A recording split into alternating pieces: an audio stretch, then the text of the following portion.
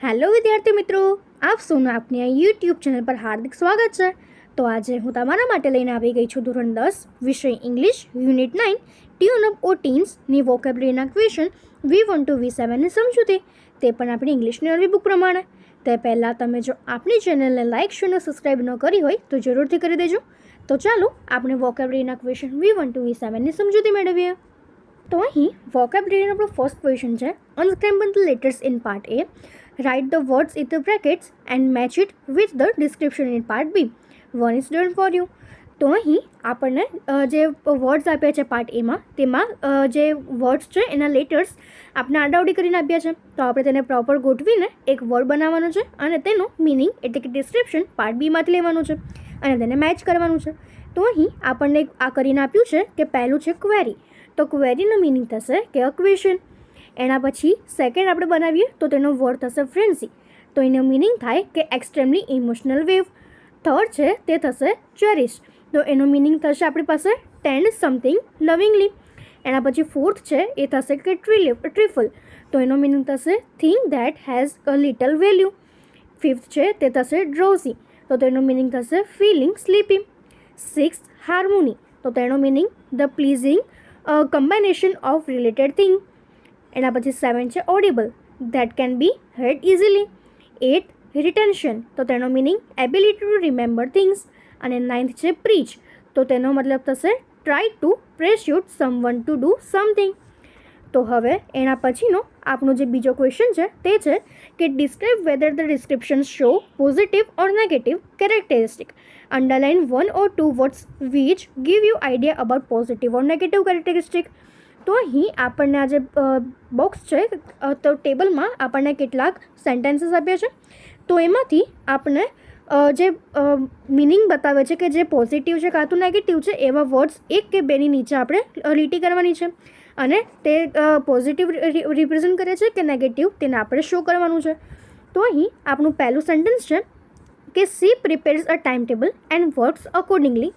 તો અહીં જે વર્ડ્સ છે prepares a time table and works accordingly, તો એ બે આપણને વર્ડ જે છે શો કરશે અને તે પોઝિટિવ શો કરશે. તો માટે તેને નીચે અંડરલાઇન કરશું અને પોઝિટિવ શો કરે છે દર્શાવીશું. સેકન્ડ સેન્ટેન્સ છે કે he is always ચીયરફુલ in any situation. તો અહીં જે ચીયરફુલ છે એ આપણો વર્ડ બનશે કે જે આપણને પોઝિટિવ ડિક્લેર કરે છે. થર્ડ છે કે Rushil is crazy about cartoon films and doesn't study well. તો અહીં જે ડઝન્ટ સ્ટડી વેલ છે તે આપણો વર્ડ થશે કે જે નેગેટિવ દર્શાવે છે. ફોર્થ છે my mummy ask me to read every now and then. તો માટે અહીંયા ટુ રીડ જે શબ્દ છે તે આપણો વર્ડ બનશે કે જે પોઝિટિવ દર્શાવે છે. ફાઇવ છે કે Faizal feels boredom in his study. તો અહીં જે બોર્ડમ છે તે આપણો વર્ડ બનશે કે જે નેગેટિવ ઇન્ડિકેટ કરે છે. સિક્સ છે કે at the time of exam the with feels free and stressless. તો અહીં જે ફ્રી અને સ્ટ્રેસલેસ છે તે આપણો વર્ડ થશે કે જે નેગેટિવ દર્શાવે છે. Seventh I have sum queries but I don't ask my teacher. તો અહીં ડોન્ટ આસ્ક માય ટીચર જે છે એ નેગેટિવ શો કરશે. એવી જ રીતે 8 છે I often feel embarrassed and when I make mistake. તો અહીં જે એમ્બ્રાસ્ડ અને વેન આઈ મેક મિસ્ટેક, તો એ બે વર્ડ્સ જે છે એ નેગેટિવ શો કરે છે. 9 છે Zubeda takes light food at the time of exam. તો અહીં takes light food at exam છે તે આપણું પોઝિટિવ ઇન્ડિકેટ કરશે. 10 છે my parents never discourage me in my endeavours. તો અહીં નેવર ડિસ્કરેજ છે એ આપણો પોઝિટિવ થશે. Rustam never shares anything with anyone. તો માટે નેવર શેર્સ એનીથિંગ જે છે તો તે આપણો નેગેટિવ થશે. 12 છે the young one get tempted by advertisement and by useless products. તો અહીં જે બાય યુઝલેસ પ્રોડક્ટ્સ અને ગેટ ટેમ્પલેટેડ જે છે એ આપણું નેગેટિવ થશે. 13મું છે કે Prayag always perspires when he has 2 or 3 difficult questions in the examination. તો અહીં જે પરસ્પાઇસ છે એ આપણું નેગેટિવ થશે.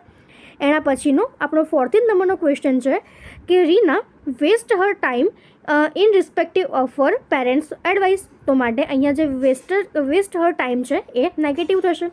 અને 15 છે કે my rival won the final match against મી.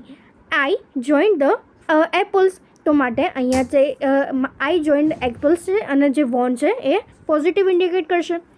તો હવે એના પછીનો આપણો થર્ડ ક્વેશ્ચન છે કે complete the next sentence by writing any antonym or positive for the words in bold in the previous sentence. તો આપણે જે આગળનું સેન્ટેન્સ છે એના કોઈક વર્ડને લઈને ઓપોઝિટ વર્ડથી બીજું સેન્ટેન્સ કમ્પ્લીટ કરવાનું છે. તો માટે ફર્સ્ટ જે છે તે છે કે I don't like the taste of cooked onion but it doesn't taste delicious if it is raw. તો માટે અહીંયા જે રો છે તે ઓપોઝિટ થશે. સેકન્ડ છે કે my cousin Anjani is an adult however sometimes she behaves like a child. Third, the grown up generation thinks that teenagers are genius. I came across some teenagers who are miserly. એના પછી fourth છે કે Rahul talks with us in normally way in the class, but his mother complains of his abnormal behavior at home. એના પછી આપણું fifth જે sentence છે તે છે કે a journey by plane is always comfortable whereas the same by a chhakda is uncomfortable. અને six છે કે our teacher always encourage us in any activity we do. If we make any mistake they never discourage us. તો હવે એના પછીનું આપણો fourth question છે complete the sentences by circling the correct word. તો અહીં આપણને જે સેન્ટેન્સ છે તેમાં બે વર્ડ્સ આપ્યા છે, તો એમાંથી કરેક્ટ વર્ડ છે એના પર સર્કલ કરીને સેન્ટેન્સ પૂરું કરવાનું છે. તો આપણું ફર્સ્ટ જે સેન્ટેન્સ છે તે છે કે you can consult doctor Parikh. He is prominent consultant in psychology. Second છે we can get any clarification about super district easily as our science club is associated with Vigyan Gatha institute. Third છે all the જજીસ praised Firdaus when we sang melodious songs. એના પછી fourth છે કે nowadays in Gujarat every school interacts with students to ઇનવેલ્યુ them under CSE SEM. એના પછી fifth છે કે our lecturer mister Desai use to say poetry કે spontaneous flow of the poet's feelings. એના પછી સિક્સ છે કે if you eat fast food too much your metabolism will get disturb say the doctor to Ami. એના પછી seven છે કે નાનીસ performance at the election competition ended with a loud applause. તો હવે એના પછીનું આપણું ફિફ્થ ક્વેશ્ચન છે કે reshuffle the underline words to make all the sentences મિનિંગફુલી. તો અહીં આપણને જે વર્ડ્સની નીચે અંડરલાઇન કરેલી છે તેમાં કરેક્ટ વર્ડ ગોઠવવાના છે અને જે પેરેગ્રાફ છે એને મિનિંગફુલ બનાવવાનું છે. તો આપણો આન્સર થશે કે Jennifer, studying in SSC, is worrying a lot about her board exams. She never copes up with any situations. She reads till late night, irrespective of her bad health. She is quite unaware of what she is doing. Her parents try their best to pursue her, but she doesn't tune up with the timing of the exam. She said, I will manage both my studies and health. તો હવે એના પછી આપણને આ જે box આપ્યું છે તો આપણે તેને ક્લિયર કરીએ. તો પહેલાંમાં છે કે આપણું LY, તો આનું મિનિંગ થશે કે લાઇક, હાઉ અને વેન. અને એક્ઝામ્પલ તરીકે મેનલી, સ્લોલી અને યરલી. સેકન્ડ છે કે લેસ, તો એનું મિનિંગ થશે વિધાઉટ, તો એનું મિનિંગ થશે કે આપણે હેલ્પલેસ, પછી પીટીલેસ એવી રીતે. અને થર્ડ છે કે ISH એટલે કે બિલોઈંગ ઓર લાઇક, તો આપણે લખી શકીએ કે ગિરલિશ. એના પછી ESS એનું મિનિંગ થશે કે ફિમેલાઇન ઓફ નાઉન્સ, તો માટે પ્રિન્સીસ, પોએટસ. એવી જ રીતે ફિફ્થ છે કે ER અને ઓર, તો માટે એનો મિનિંગ થશે કે વન હું, તો એનો આપણે એક્ઝામ્પલ લખીએ તો ફાર્મર અને એક્ટર. એવી જ રીતે સિક્સ છે કે એક્શન, તો એક્ટ ઓફ, અને એનું જે આપણે એક્ઝામ્પલ લખીએ તો તે થશે ઇન્વેન્શન. એના પછી સેવન છે કે એબલ, તો આપણે લખી શકીએ કે કેપેબલ ઓફ અથવા તો ફોર, તો માટે એક્ઝામ્પલ થશે કે પોસિબલ અને એડોપ્ટેબલ. તો હવે એના પછીનો આપણો જે 6 નંબરનો ક્વેશ્ચન છે તે છે we add a suffix at the end of the word to make a new word. Here is listed of suffixes and their meanings with example. તો અહીં આપણને જે પહેલું સેન્ટેન્સ આપ્યું છે એ પહેલા સેન્ટેન્સમાં એક વર્ડ છે કે જેને ડિસ્ક્રાઇબ કરેલો છે અને સેકન્ડ જે વર્ડ છે સેકન્ડ જે સેન્ટેન્સ છે એમાં આપણે તે વર્ડ લખવાનું છે.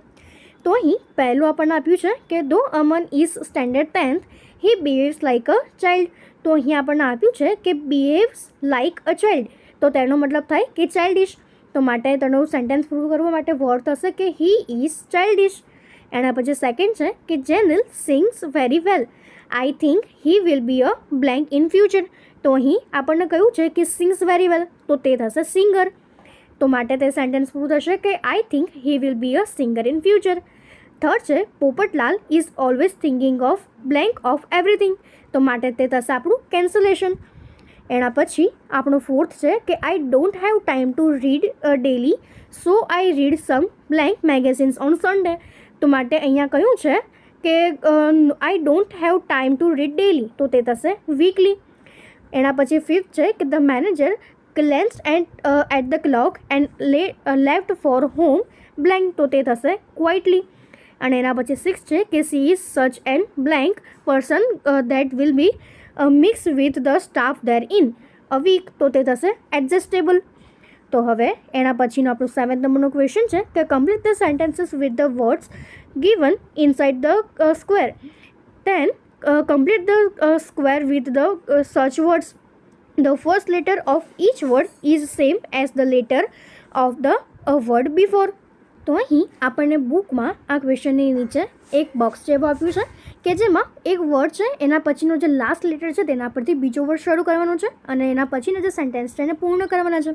તો આપણને પહેલું કરીને આપ્યું છે કે we must rush or we will be late. તો એના પછીનું સેન્ટેન્સ જો આપણે એચ પરથી પૂર્ણ થતો જે વર્ડ છે તેના પરથી કરાવવાનું છે. તો I can't here you, don't speak so softly. એના પછી થર્ડ છે તો એ આર પરથી બનશે, તો he is going to run in the race tomorrow. Fourth છે એ થશે કે યુ એન પરથી બનશે need a good dictionary when you do this exercise. Fifth છે તે ડી પરથી બનશે, તો why does she drive her car so fast. 6 બનશે I always eat some fruits at the end of my mill.